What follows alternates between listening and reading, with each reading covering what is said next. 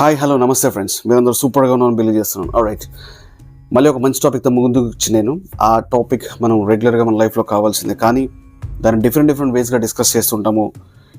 Meanings different ఉంటాయి, కానీ words కొన్ని సేమ్ ఉంటాయి, కొన్ని టాపిక్స్ కొన్ని సేమ్ లాగా అనిపిస్తాయి. కానీ డిస్కషన్స్ లెవెల్లో చూస్తే అది వర్డ్, దాని మీనింగ్, దాని ఇన్డెప్త్ మీనింగ్ చాలా చాలా రకాలుగా వేరుగా ఉంటాయి. కానీ అవి ఎగ్జాంపుల్స్తో ఎక్స్ప్లెయిన్ చేస్తే తప్ప అర్థం కాదు. సో ఫ్రెండ్స్, ఇవాళ నేను ఒక టాపిక్ గురించి మాట్లాడుతున్నాను. దాన్ని అన్సర్టనిటీస్, అనుకోని సందర్భాలు, అనుకోనివి జరిగేవి, సడన్గా జరిగేవి, ఇలా రకరకాలుగా అనుకోవచ్చు. So uncertainties in our life, అనుకోని సందర్భాలు మన జీవితంలో జరిగినప్పుడు మనం ఎట్లా రియాక్ట్ అవ్వాలి, ఎట్లా రెస్పాండ్ అవ్వాలి, ఎట్లా ప్లాన్ చేయాలి అని దాని గురించి నేను షార్ట్గా చెప్పబోతున్నాను.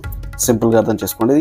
ఇది కూడా యాక్చువల్గా మనకి లైఫ్లో బేసికల్గా దాన్ని ఆ సందర్భం వచ్చినప్పుడు ట్యాకిల్ చేయడానికి మనకి యూజ్ అవుతుంది. కానీ ఇది ఎట్లా చెప్తాను నేను బేసిక్గా ఎక్స్ప్లెయిన్ చేస్తున్నాను అంటే I have been through that. మనం ఆ పరిస్థితులు గుండా మనం వెళ్ళుంటేనే మనం చెప్తాము, లేకపోతే మనం చెప్పాము. అది అన్సర్టనిటీ, ఆ సందర్భం ఎట్లాంటిదని కావచ్చు, ఆ పరిస్థితి ఎట్లాంటిదని కావచ్చు. సో నేను ఎగ్జాంపుల్స్ తీసుకున్నా కూడా అది జనరిక్గా తీసుకొని చెప్తాను. సో అర్థం చేసుకోండి ఫ్రెండ్స్. ఒక టాపిక్లోకి వెళ్దాం. మనము ఏంటి అని అంటే, మనము రోజువారీ చేసే పనుల్లో, మన డైలీ లైఫ్లో అనుకోని సడన్గా జరుగుతుంది, ఏదో ఒకటి జరుగుతుంది. ఎగ్జాంపుల్ తీసుకుంటే, మీకు సడన్గా పాజిటివ్గా చెప్తున్నాను, సడన్గా ప్రమోట్ అవుతారు, సడన్గా ఎవరైనా డిమోట్ అవుతారు జాబ్లో, వాళ్ళు చేసే జాబ్లో. సడన్గా ఎగ్జామ్లో ఒకళ్ళు ఫస్ట్ వస్తా అనుకున్న వాళ్ళు అసలు ఒక సబ్జెక్ట్తో పోతారు.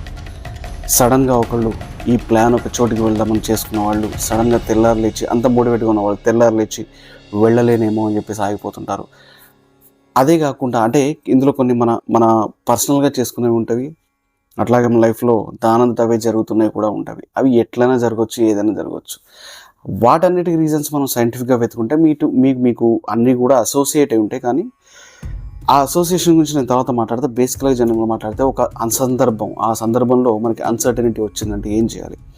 ఎగ్జాంపుల్, మీరు డిమోట్ అయినారు అంటే, నేను నెగిటివ్ తీసుకొని చెప్తున్నా. ఫస్ట్, ఒక జాబ్ మీరు చేస్తున్నారు, దాంట్లో మీరు డిమోట్ అయి ఉన్నారు. సో డిమోట్ అంటే ఏంటి? ఉన్న లెవెల్ నుంచి కిందికి దిగడము, దాన్ని డిమోట్ అంటారు, దాన్ని డిమోషన్ అంటారు. లేదు అంటే ఒక మెట్టు, ఆల్రెడీ మీరు 2వ మెట్టులో ఉన్నారు, 2వ మెట్టు నుంచి 3కి వెళ్ళాల్సింది, కానీ ఆ 2 నుంచి 1కి వచ్చేసారు.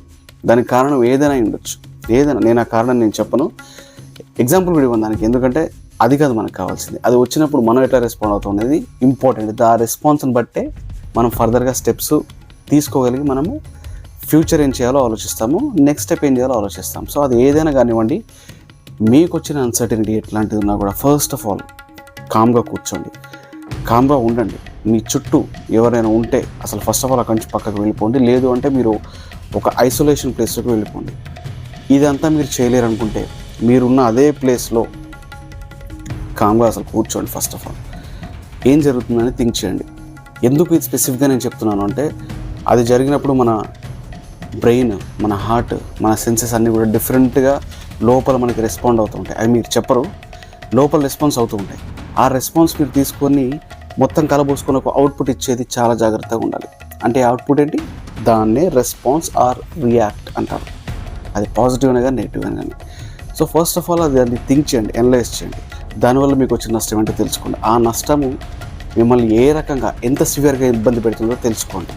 తెలుసుకోవాలంటే ఏముంది, ఇప్పుడు మీరు ఎక్కడైతే ఇబ్బంది పడుతున్నారో ఆ ఇబ్బందికి సంబంధించిన విషయము, ఇది ఇట్లా జరిగిపోయింది, ఇప్పుడు నేను ఏం చేయాలని ఆలోచిస్తారు కదా. ఆ ఆలోచనలో మీరు పడినప్పుడు, సరే ఇప్పుడు దీన్నే సరి చేసుకుందామా, లేకపోతే దీన్ని పక్కకు పెట్టి ఇంకోటి పట్టుకుందామా, అంటే ఇంకొక దాంట్లోకి వెళ్దామా అని చెప్పేసి ఆలోచించుకోవాలి. అంటే ఆ సందర్భాన్ని పట్టుకొని డిస్కస్ చేద్దామా, లేదు అంటే నెక్స్ట్ ఇంకొక స్టెప్ వేద్దామా అనే దాని గురించి ఆలోచిద్దామా అని మీరు ప్రాపర్గా థింక్ చేయాలి. మీరు ఉన్నదాన్ని సరి చేసుకోవాలని మీరు అనుకుంటే మాత్రము, దాన్ని అంటే మీరు డిమోట్ అయినారంటే ఎందుకు డిమోట్ అయినారంటే సరి చేసుకుందాం అనుకుంటే మాత్రము ప్రాపర్గా రీసెర్చ్, కామ్గా రీసెర్చ్ చేయండి. ఇక్కడ మీరు రియాక్ట్ అసలు తొందరగా అవ్వకూడదు. రీసెర్చ్ చేసి ఏం జరిగింది ఏంటది కనుక్కొని మీరు ప్రాపర్గా రియాక్ట్ అవ్వాలి. అంటే ఎట్లా, దేనికి జరిగింది, ఎట్లా జరిగింది, దీన్ని దిద్దుకోవచ్చా లేదా చూసుకోవాలి.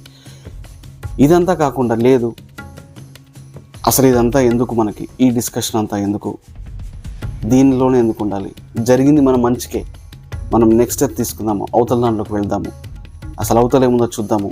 అంటే అవుట్ ఆఫ్ బాక్స్ థింకింగ్ అంటారు ఇక్కడ. దాన్ని జస్ట్ ఒక వర్డ్ లాగా యూస్ చేస్తున్నాను నేను.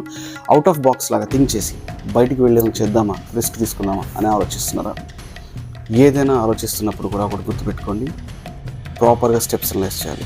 ఏదన్నా మీరు చేస్తున్నారు, చేయబోతున్నారు అంటే దానికి సంబంధించిన ఇన్ఫర్మేషన్ మీరు నోట్ చేసి పెట్టుకోవాలి. మనకు టైం తక్కువ. ఎందుకు తక్కువ అంటే ఇప్పుడు మీరు ఉన్నదాని గురించే వర్కౌట్ చేస్తున్నారా, కొత్త దానికోసం చూస్తున్నారా?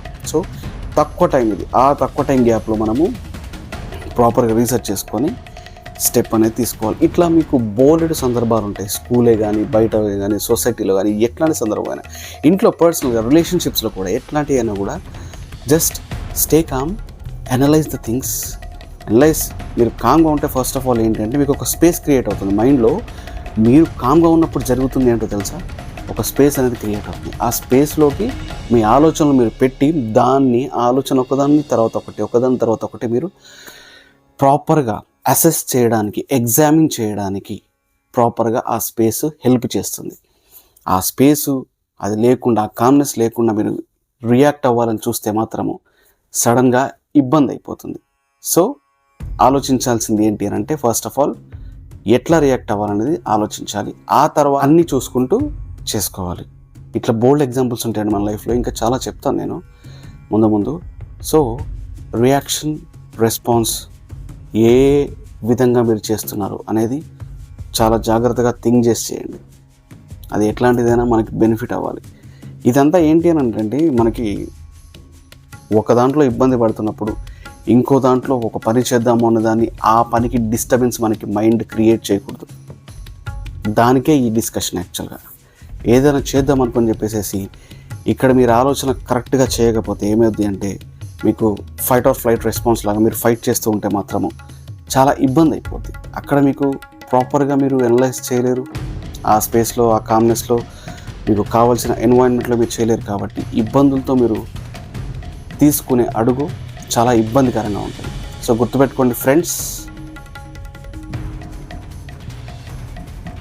మన డైలీ లైఫ్ మన థాట్స్ మీద ప్రాసెస్ అయి ఉంటుంది. ఓకే, అట్లాగే ఉందాము, అట్లాగే ఆలోచిద్దాము, ప్రాపర్గా అనలైజ్ చేద్దాము. ఆల్రైట్ ఫ్రెండ్స్, ఇవాళకి ఇది మాత్రమే. అండ్ ఏదైనా ఉంటే కమెంట్లో పెట్టండి, షేర్ చేయండి, సబ్స్క్రైబ్ చేయండి. మీ ఫ్రెండ్స్ ఎవరైనా ఉంటే వాళ్ళకి చెప్పండి. ఇది మేబీ వాళ్ళకి బాగా యూజ్ అవుతూ ఉండొచ్చు. ఏదైనా కూడా think and respond or react. Think చేయడానికి స్పేస్ కావాలి. ఆ స్పేస్ కావాలంటే కామ్గా ఉండాలి. సో ఇవన్నీ చూసుకోండి.